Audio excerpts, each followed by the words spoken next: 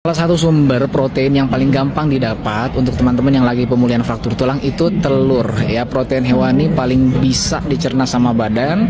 Meskipun ya tahu itu bagus, tempe bagus, tapi telur putihnya itu oke banget. Nah, cuman masih banyak pertanyaan dari teman-teman, dan juga saya dulu terjebak ya di mindset paradigma ini kalau jangan kebanyakan nanti takut bisulan, jangan makan kuningnya nanti takut kolesterol.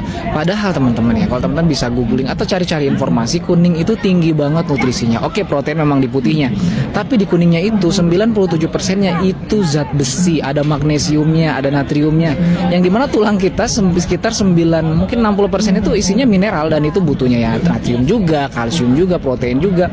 Jadi kalau saran saya nih buat teman-teman ya, ini yang saya saranin sama adik saya yang kemarin juga ngalamin fraktur tulang adalah setiap hari ya telur aja, telur ya, telur itu dibanyakin. Itu sumber protein yang paling gampang didapat.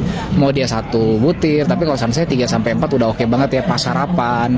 Ya siang sama malamnya nggak harus juga itu, tapi sumber protein yang paling gampang udah telur aja sih kalau saya ya. Nah, kalau ditambah sama ikan gabus bagus ya. Jadi menu-menu seperti ini yang harusnya dibanyakin, dan gak usah khawatir ya, entah kenapa kita tuh terjebak dengan makanan-makanan organik seperti ini. Itu hati-hati, bahaya, jangan kebanyakan. Padahal ya tiap hari ya kita makan seblak juga, tiap hari makan indomie juga, tiap hari makan yang tinggi gula tinggi garam. Justru yang berbahaya itu yang tinggi gula tinggi garam ya, makanan-makanan olahan kayak sosis, bakso. Padahal yang bener-bener organik itu ya telur ini ya. Kalau saya pribadi dulu ketika masih kos-kosan ya itu salah satu opsinya. Cuman kalau memang nutrisi tambahannya juga butuh asupan kalsium ya, kita bicara tulang, otot, syaraf, itu butuh sumber kalsium yang banyak, dan itu rada sulit ya nyari susu sapi yang segar dan murni.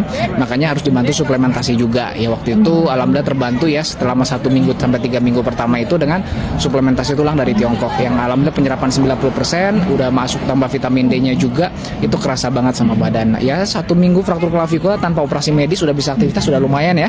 3 minggu udah bisa olahraga bahkan ya. Adik saya pun kemarin on time banget pemulihannya, sekitar 35 hari ya udah lepas pennya lagi.